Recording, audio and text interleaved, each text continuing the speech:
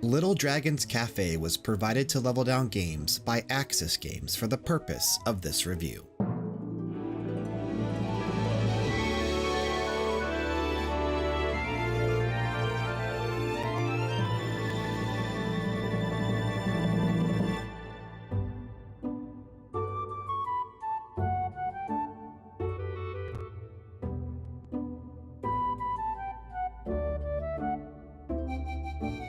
Little Dragon's Cafe is one for all the Harvest Moon and Story of Seasons lovers out there.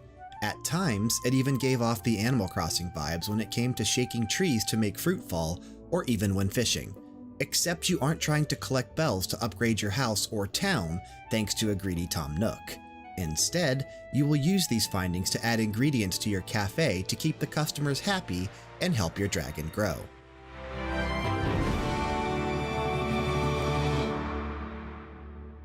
As the game begins, you are given the option to play as either a boy or girl character. Whichever you don't end up playing as, the other will stick around in the cafe as your sibling. After minor introductions that teach you the controls, you find out that your mother has fallen ill. This is terrible news, as she was in charge of the entire cafe. It's now up to you and your sibling to ensure the cafe does not fail and stays open. You are introduced to a little old man who prefers to go by the name Pappy, who informs you that your mother was part human and part dragon. Quite the bombshell being dropped there. Pappy gives you a dragon egg, telling you that if you take care of the dragon and help it grow, it will be able to save your mom. The best part, you're able to name this dragon. We really liked this aspect as we felt it helped to build a better bond between the game and the player.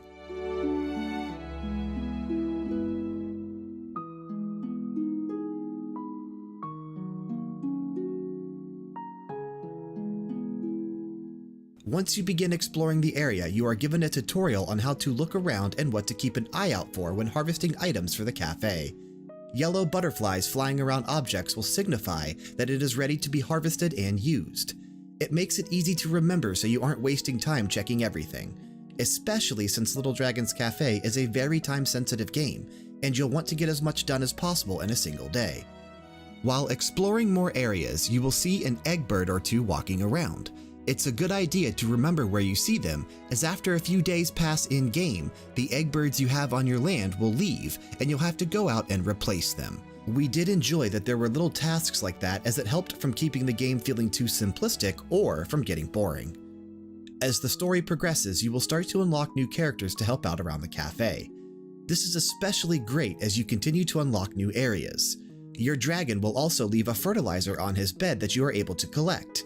It helps if you are low on a certain food source and need it to be ready to harvest sooner rather than later. Making sure to go to bed every night to save and collect the fertilizer will ensure that you never run out of key ingredients to keep your cafe running smooth.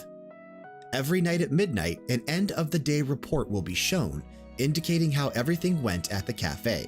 Speaking of keeping tabs on how the cafe is being ran, sometimes while you're out exploring, if your staff is slacking off, you'll get a notification. At that point, you'll have to decide if you want to go back to the cafe to stop them from slacking, or ignore the message and continue gathering materials. At this point, it's up to you. One thing we wish Little Dragon's Cafe offered was the ability for fast travel between certain locations, as this is a very tedious task before the dragon is able to fly you around. The only point you can fast travel back to from anywhere in the world is the cafe. This makes unlocking new areas and getting back to them, especially if your staff is slacking off, a big pain to deal with. Seeing as this is such a time-sensitive game where every second counts, having fast travel between certain key locations in the early hours of the game would have drastically helped. While not out gathering materials, you are expected to stay at the cafe and help out.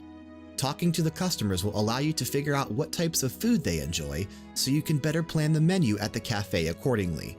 For example, if someone likes spicy yet cold food, you'll want to make sure you pick a cold food and add an ingredient that is labeled under the spicy category, and then make it.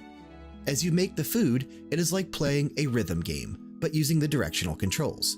You'll want to make sure you try and get as good of a score as you can, as that will decide the quality of the food being made. If you check the menu, sometimes you can see reviews for the more popular dishes. This way, you can see if there is something that needs to be adjusted or fixed to make it better, or leave things alone if everything seems okay.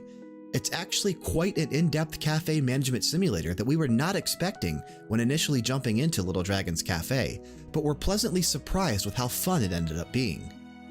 On top of taking care of the clientele, you'll want to make sure you are also keeping up on your pet dragon. As its stamina bar is always on the screen, it makes it easy to see if they are getting low and need food or not. Another way to build up their stamina is to pet them, and this simple interaction will slowly fill it back up. As the dragon grows even more, you'll be able to unlock new interactions with it that will help out in harvesting and exploration, which will eventually include being able to fly around. Just keep in mind that as the dragon is able to do more, things will begin to cost more stamina, so you'll want to make sure you make plenty of food to have on hand in case it's needed. During a few parts of our exploration, we felt like Little Dragon's Cafe would start to slow down and suffer from frame rate drops. Nothing significant, but it was noticeable enough that it needs to be mentioned.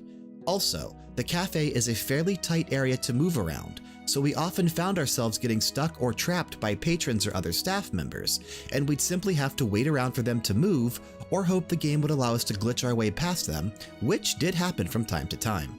We also felt like we were alone a lot throughout the experience. You end up being so busy trying to gather materials and run the cafe, and we wished we had a bit more time to build connections with the local townsfolk and get more interactions between you and your friends.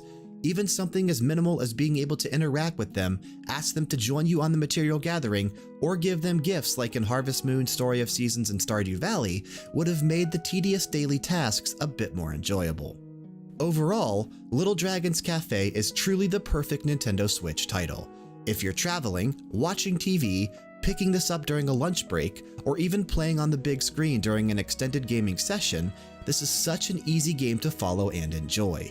For anyone who has ever fallen in love with the games we kept mentioning throughout this review, or for anyone looking for a cute and new type of experience that ends up being a solid cafe simulator, look no further. You'll definitely enjoy this one.